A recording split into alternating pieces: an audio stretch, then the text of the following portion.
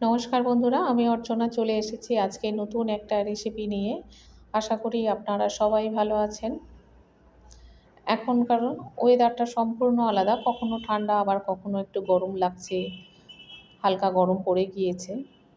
তার মাঝে মানুষ ভীষণভাবে অসুস্থ। যাই হোক, মুখে রুচি নেই সম্পূর্ণভাবে, মানে কী খাওয়া যায় এই ভেবে ভেবে শরীরটাও বিশেষ ভালো নেই। তাই আজকের বানিয়েছি পালং শাকের পকোড়া। খুব সাধারণভাবে 200 গ্রামের মতো বেসন নিয়েছি, তার মধ্যে দিয়ে দিলাম 1 চামচ ব্ল্যাক সল্ট, 1 চামচ ধনিয়া গুঁড়ো, 1 চামচ জিরা গুঁড়ো আর সামান্য একটু হিং দিয়েছি, কালো জিরে দিয়েছি 1 চামচ। আর দেব একটু ঝাল ঝাল হওয়ার জন্য কাঁচা লঙ্কা পেস্ট করা ছিল, সেটাও আমি 1 চামচ না, অর্ধেক চামচের সামান্য একটু বেশি দিয়ে দিয়েছি। আর অর্ধেক চামচ আদা বাটা দিয়েছি। অল্প অল্প জল দিয়ে একটা সুন্দর পেস্ট করে নেব। বেসনের মধ্যে এগুলো দিয়েছি কারণ খুব ভালো লাগবে, এর স্বাদটা সম্পূর্ণ আলাদা লাগবে। একসঙ্গে বেশি জল দিইনি, অল্প অল্প করে দিচ্ছি। এখানে আরও অন্য নুন ব্যবহার করিনি, ব্ল্যাক সল্ট অনেকটা দিয়েছি। ওটা দিলে, এটা আমরা বিট নুন বলি, ওটা দিলে এত স্বাদ লাগে কি বলবো। এখানে পালং শাকের ঠিক ডগা দেখে নিয়েছি, ছোট ছোট ডগা। এগুলো পকোড়া করলে দারুণ লাগে খেতে। ছোট ছোট করে কেটে নেওয়া যেতে পারে, তবে কাটিনি, এটা এইভাবেই দেবো, ভালো লাগবে কি সুন্দর। একটা করে ডগা বেসনের মধ্যে আমি ভালো করে লাগিয়ে নিচ্ছি, নিয়ে অল্প অল্প করে আমি এটা দিয়ে দেব। একসঙ্গে বেশি দিলে আবার একটার সঙ্গে আর একটা লেগে যাবে। রেসিপিটা খুব সোজা আর খুব তাড়াতাড়ি হয়ে যাবে। ওয়েদারটা এত বাজে যে শরীরটা খুব একটা ভালো নেই আর খুব একটা খারাপও নেই, আর মুখে অরুচি, কী খাবো ভেবে পাচ্ছি না, খাওয়ার খুব অরুচি হয়েছে। তাই ভাবছি এটা করে যদি একটু মুড়ি দিয়ে খাওয়া যায়। সকালে এটা ভেজেছিলাম, অনেকগুলো বানিয়েছি।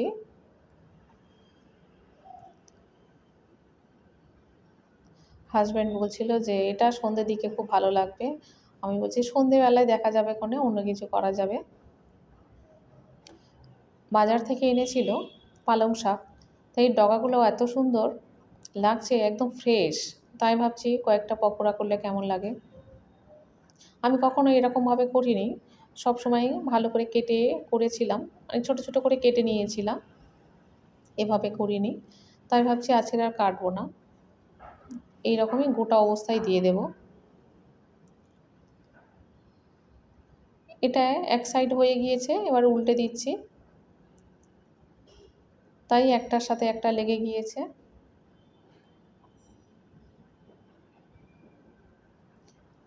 বেসনের সঙ্গে অনেক মশলা দিয়েছি তো এমনি স্বাদ হবে।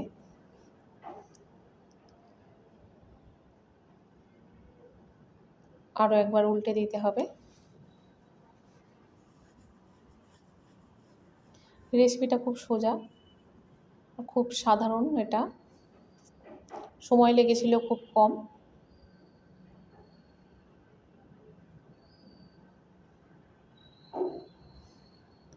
আর এখানে আমরা যেরকমভাবে চপ বা যে কোনো পকোড়া খেয়ে অভ্যস্ত, যেরকম আমরা কলকাতাতে পাই, সেটা এখানে হয় না, বানিয়ে খেতে হয়। কিনে খেলে দুটো কিনে আনলে হয়ে যেত, কিন্তু বাড়িতে বানালে তো দুটো বানানো যায় না, একটু বেশিই হয়। যাই হোক, অনেকটা ভাজা হয়ে গিয়েছে, এটা তুলে নিতে হবে।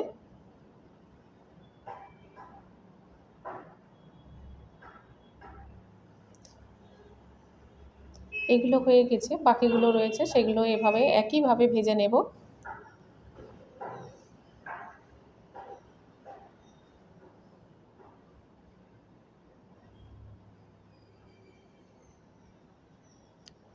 ভালো করে উল্টে পাল্টে লাল লাল করে ভেজে নিয়েছি, খুব অল্প তেল দিয়ে। এবার একটা একটা করে এটা তুলে নিচ্ছি।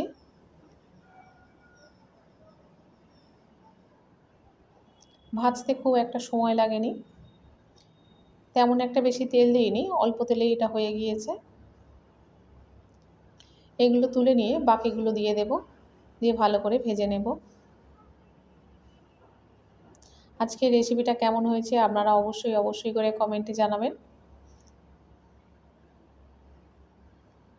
এবার আমি দেখাবো কতগুলো ভেজেছি, কত সুন্দর হয়েছে। প্লেটে এত ধরবে না, অনেকগুলো যদিও ভেজেছি। যাই হোক, কয়েকটা দেখাচ্ছি। দোকানে কিনতে গেলে এই কটার দাম তাই অনেক নেবে। বাড়িতে বানালে একদম ফ্রেশ তেল, সব কিছু পরিষ্কার করে বানানো যায়, খেতেও ভীষণ ভালো লাগে। যাই হোক, আমি অর্চনা, আপনারা দেখছেন মায়ের সেলফ দীপ্তেন্দ্র। অবশ্যই করে লাইক, শেয়ার এবং সাবস্ক্রাইব করবেন। দেখা হবে আবার পরের ভিডিওতে।